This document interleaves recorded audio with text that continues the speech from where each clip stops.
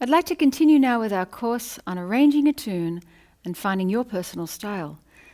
The last time we did the Charleston on Sweet Georgia Brown.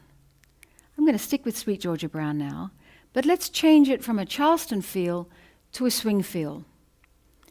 We're going to walk some bass. Let's talk about that now. The first 4 bars of Sweet Georgia Brown is G7. That's 4 bars of walking.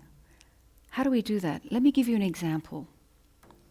I'm going to be using scale, chromatic notes, and also the arpeggio, just the chordal notes, notes in the chord. Let's give that a go. 4 bars of G7. 1, 2, 3, 4.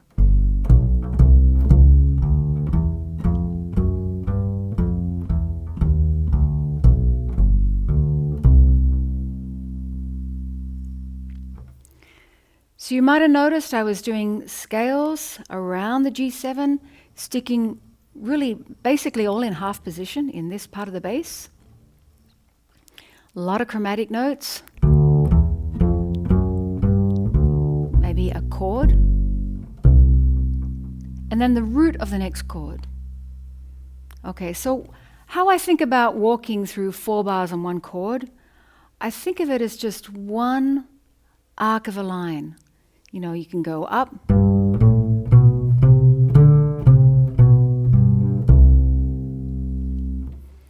you know, you can go higher on the bass, come back down, but I really think of it as just one 4-bar walking line. You know, not you wouldn't want to play all the time this, or, you know, for 4 bars, you want to try and mix it up. You know, and a way to do that is start walking up the bass and include some scale lines, some arpeggios to get you back down so that you're ready to play the next chord. I'm going to do that one more time. 1, 2, 3, 4.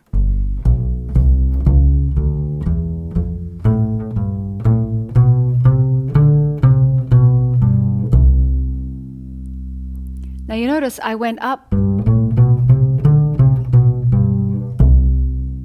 and I was up in this area, but I made sure that I played the root of the next chord. And you can do the same through the whole first A section. You've got 4 bars of 1 chord.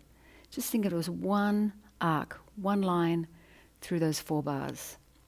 Okay, so we're going to walk our bass through the whole second chorus, but we're also going to sing the tune. We're not going to sing it in the Charleston rhythm. We're going to sing it in the swing rhythm. What does that mean? Well, the cool thing is that we've already sung the song in the Charleston. The second chorus, we're going to loosen it up. We're going to improvise. Let me give you an example on the first half of the tune. 1, 2, 3, 4. No gal maid has got a shade on Sweet Georgia Brown. 2 left feet, oh so neat, has Sweet Georgia Brown.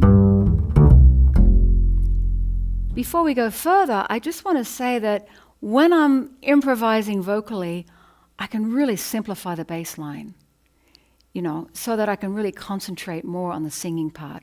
And that's okay. That's really okay to do that as long as you keep the 4/4 going. You repeat notes sometimes.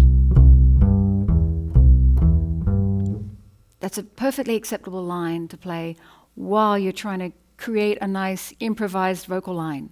Let's do it again. The first half of Sweet Georgia Brown, walk and bass, and improvised vocal melody. 1, 2, 3, 4. No gal maid has got a shade on Sweet Georgia Brown. 2 left feet, oh so neat, has Sweet Georgia Brown. They all sigh and wanna die for Sweet Georgia Brown. I'll tell you just why. You know I never lie, not much. So if you're really in the rhythm of the song, you know, the walking bass has got me in the rhythm of the song. And then I just let the vocal work off that. No gal maid has got a shade on Sweet Georgia Brown. So all I'm doing is the vocal is working off that 4/4.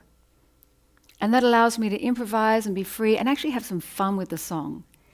Because we've already sung the melody, all we're doing is improvising on the melody. It's a different thing, and you don't have to do it overly, you don't have to overly do it. You can just do a little bit at a time, and it works great. So let's go back to our arrangement one more time. We've got the Charleston, the first chorus, we're singing with the Charleston beat. The second chorus, we're walking the bass, and we're in a swing feel, and we're improvising on the melody in that swing feel. Then we go to a piano solo for a whole chorus. What do? I just walk the bass under the piano solo. And, I might take some more chances because it's a solo part, you know what I mean? And I'll be listening to the keyboard. Where's he going? That might inform the bass notes that I use. But just straight ahead, 4 beats to the bar, walking bass underneath the piano solo. Bass solo is whatever you want to do. That's a bass solo. And then we're going to sing it out. So I'll also be walking the bass, keeping that walking bass line, singing the last 8 bars, and then I'm going to repeat the last 8 bars, and then sing out the last 2 bars. I think that's a pretty good arrangement. I'm excited to do it. That's it, Sweet Georgia Brown.